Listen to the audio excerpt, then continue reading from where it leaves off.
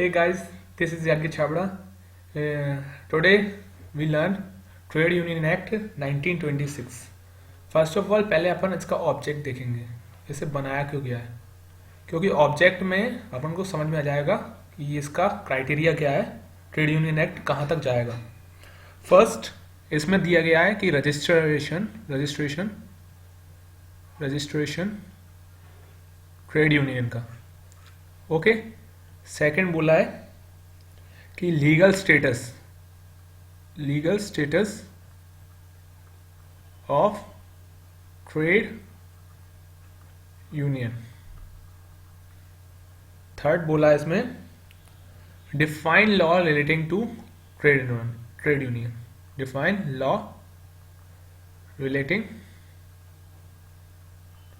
To trade union, मतलब पहले उसका रजिस्ट्रेशन करेंगे अपन ट्रेड यूनियन का इसमें, उसके बाद लीगल स्टेटस, मतलब जैसा कंपनी का लीगल स्टेटस होता है वैसे ट्रेड यूनियन का भी स्टेटस होता है, और उसको डिफाइन लॉ, मतलब उसके लिए लॉ क्रिएट कर रहे हैं अपन कि वो कैसे रेगुलेट करता है, ओके।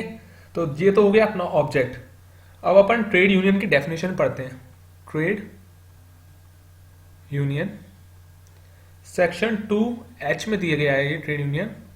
ट्रेड यूनियन बोलता है ये कॉम्बिनेशन है, ट्रेड यूनियन एक कॉम्बिनेशन है किसका, वर्कमैन या एम्प्लॉयर्स का, या फिर एम्प्लॉयर्स का, या फिर वर्कमैन का, वर्कमैन का। ये कॉम्बिनेशन है किसका, वर्कमैन एम्प्लॉयर का, या एम्प्लॉयर का, या वर्कमैन का। अगर ये कोई कॉम्बिनेशन मिलता है तो आप इसे ट्रेड यूनियन बोल सकते हैं, अगर वो रजिस्टर हो जाता है इस एक्ट में। अब बोला है रजिस्ट्रेशन के लिए आपको क्या करना पड़ेगा। आपने एक कॉम्बिनेशन बना लिया है वर्कमैन का या एम्प्लॉयर का, तो आपको रजिस्ट्रेशन के लिए सेक्शन 4 दिया गया है आपका। इसमें बोला गया है कोई भी any 7 or more person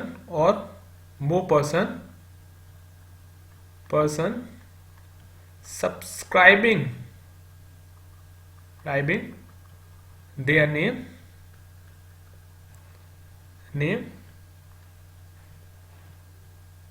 to rules for trade union,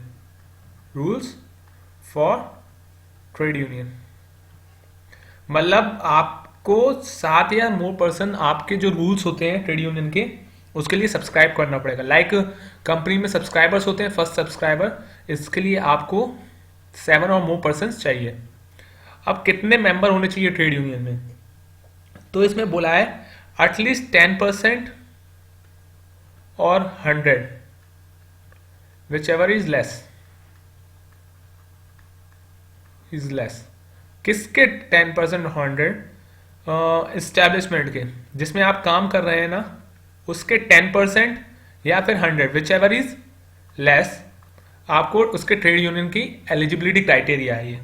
अगर इतने मेंबर होंगे तभी आप रजिस्ट्रेशन कर सकते हैं।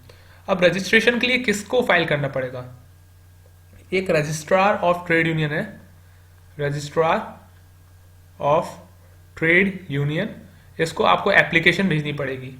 ये जब एप्लीकेशन में क्या लिखा आएगा, एप्लीकेशन में आपको जिस एस्टैब्लिशमेंट में काम करते हैं, name, occupation and address of member, addresses of members, जो अपन ने 7 जो अपने रूल्स उसने डिसाइड किए तो उनके एड्रेसेस भेजने पड़ेंगे। Address of head office HO, ये फर्स्ट है, ये सेकंड है। थर्ड ऑफिस बियर्स होंगे, जो ऑफिस संभालेंगे, उनका एड्रेस, नाम और ऑक्यूपेशन आपको भेजनी पड़ेगी। उसके बाद आपके पास एक सर्टिफिकेट आ जाएगा और आपका ट्रेड यूनियन रजिस्टर्ड हो जाएगा। तो ये था रजिस्ट्रेशन प्रोसेस।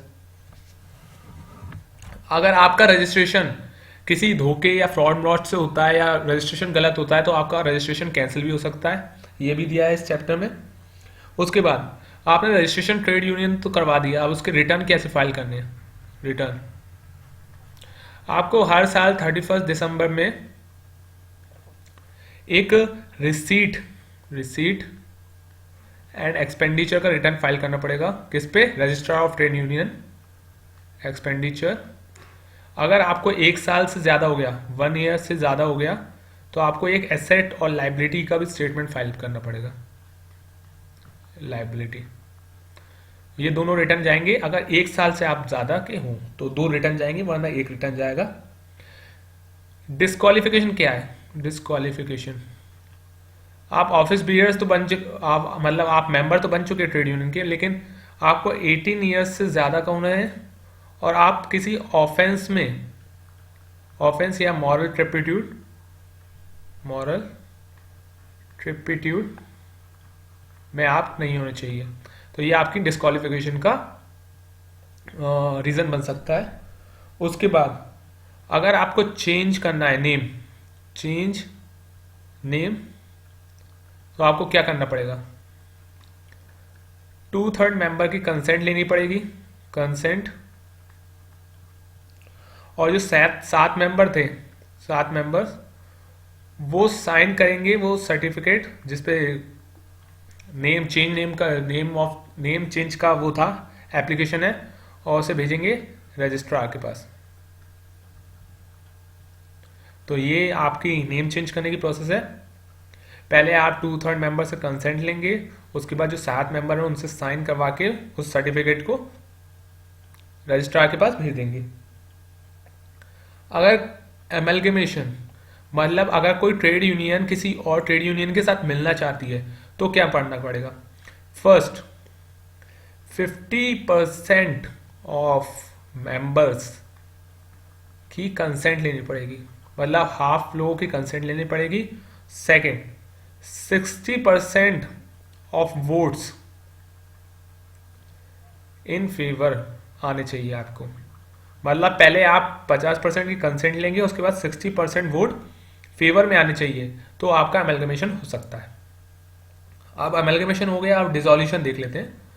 डिसोल्यूशन करवाना है तो आपको एक 7 मेंबर्स, जो 7 मेंबर्स थे उनकी कंसेंट लेके आपको एक रजिस्ट्रार के पास फाइल करना पड़ेगा within 14 days from the date of dissolution. तो ये आपका ट्रेड यूनियन एक्ट खत्म हो गया।